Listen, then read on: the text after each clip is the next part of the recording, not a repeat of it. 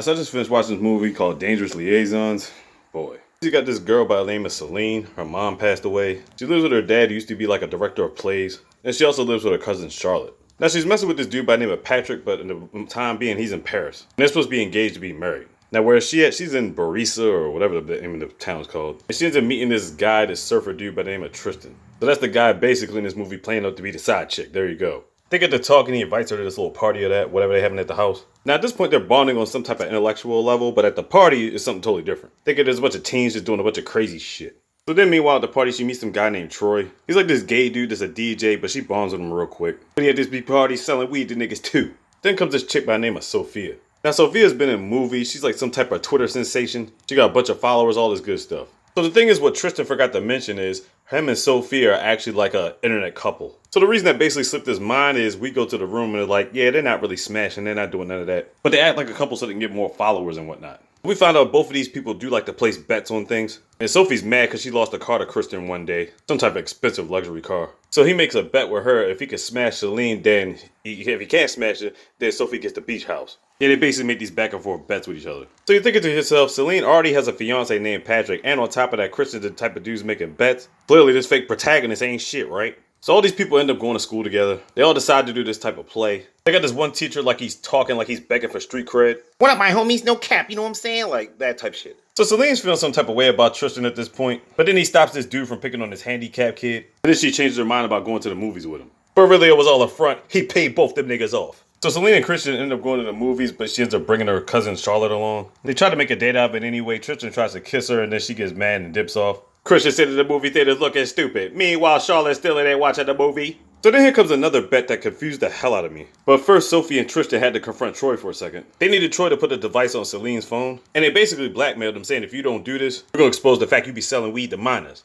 So of course Troy does this, and now Tristan's got all this information that's on Celine's phone and whatnot, which in turn actually has information on Charlotte too, so alright. So in the play, they actually want Charlotte to sing, but Charlotte doesn't know how to sing. So she's going to let her man crush Oscar help her out with the shit. And because she's so enamored with Sophie, she goes right along with everything. Now here comes another bet. Now they're supposed to have another party coming up. Now the party comes up and Sophie says to Tristan, hey, if you could smash Charlotte, I don't know if she would give him more time to get with Celene or whatever. I don't even know what the bet was about with that shit. But bottom line is the main bet is smashing Celene for the beach house and all that shit. So to get Charlotte to do this, Sophie tells her that you gotta go by these pancake rules. I'm like, what the fuck is the pancake rules? Now they try to explain it in 4 steps, but it still don't make no goddamn sense. So basically when the party comes around, everybody's there. Celene still feels some type of way about Tristan, so she tries to dance with him, but then she runs away. So at this point, Tristan makes his move on Charlotte. Charlotte's thinking about the pancake rule from Sophie, and she's like, all right, I'm with it. They get to a room and they about to get it popping. But she don't even know what she's doing, and then Tristan ends up falling asleep. But she ends up getting with another chick at the party, carpet munching and all that. And then later on, she finally gets with Oscar, and they get the piping. He smashing all them cheeks. Then it turns into one big orgy. Everybody just smashing whoever at the party. Then all of a sudden we see Celene like acid tripping. I'm thinking to myself like, when did she take a drink? She didn't do no drugs. Like what happened? Then she had this fairy tale dream about Tristan, my bad. Next thing you know, she wakes up outside of the party in the grass. I'm like, what the fuck? And that's just giving her deep romantic feelings about Tristan all of a sudden. I'm just like, so it gets to a point the next day she wakes up back in the house with her cousin Charlotte and Tristan at the table. He gets her on a bike so he can take her to school, but the thing is he ain't gonna take her to school just yet. He takes her to this quote-unquote romantic cave and whatnot. But then she feels some type of way because he told her this is the first time you ever took a girl to this cave. I'm like, classic, right? So right then and there they about to get it popping, but then all of a sudden Celeste tells Tristan that she's a virgin. So he's like, he feels some type of way. He feeling different about the situation. And he won't even do nothing. So he gets on a bike and he's about to take her back home. So is this the part of the story where he's getting credibility back? So as he's riding on the motorcycle, all of a sudden another car pulls up and it's freaking Patrick in the car. I'm like, how did he get from where he was at from Paris all the way over here? So they get to talking, and the bottom line is they end up breaking up. Patrick and Celene, I mean. Tristan ended up going back home. Tristan gets back to the house. He tells Sophie that he smashed Charlotte, but I'm thinking to myself, no he didn't. But how would she even know that anyway? And even, what's the point though? I never understood the bet between Sophie and Charlotte. It didn't make any sense. They didn't even specify, so it was just like, why?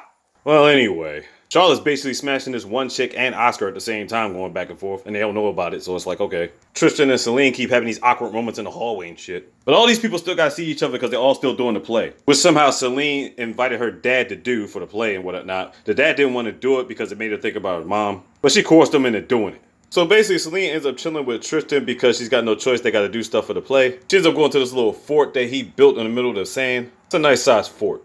He goes surfing for a little bit, and then she tries to follow him, but then he realizes that the waves are too high and she ain't gonna be able to handle it. She gets hit by one of the waves and he has to carry her back to the fort. He's got to undress, but he puts her under the covers so they can warm up and whatnot. They get to talk and realize that they ain't got nobody. Celene ain't messing with Patrick no more. And Tristan tells her that the Sophia thing is all a front. They end up kissing and he ends up giving her the business. Then afterwards it's time for the play. So now we're in the middle of the play. Sophie and Tristan get to talking and whatnot. Tristan says, I ain't trying to do this no more, I'm out. You can have a beach house, I don't even care no more. He's like, man, I'm done being this internet couple shit. But Sophie knows she's going to lose followers by doing this, but bottom line is Sophie got her joints covered. She got dirt on him, but they both got dirt on each other. But the difference is, Sophie got a whole bunch of dirt on Celene, and Tristan don't want that getting out. So she basically wants them to break up for real, so her and Sophie can still be in a couple. Tristan and Sophie. So that's basically what Tristan does to Celene in front of the whole damn school. So Celene ends up running out, going over to the beach. You think she's about to try to drown herself. Tristan ends up going on top of his house. You think he's about to commit suicide. I'm like, then Sophie out of nowhere gets this little sympathy letter, or gets this little sympathy statement.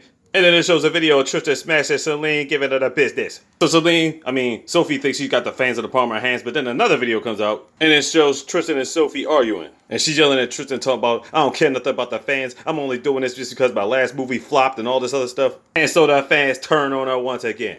Well, it's the first time they turned on her anyway. So as Celine's about to drown in the water, Patrick ends up saving her. I'm like, damn, when did he come back? So the thing is, when he talked about marrying her a year ago, it turns out he really did love Celene, but he felt like it was putting more pressure on because of the fact that her mom passed away.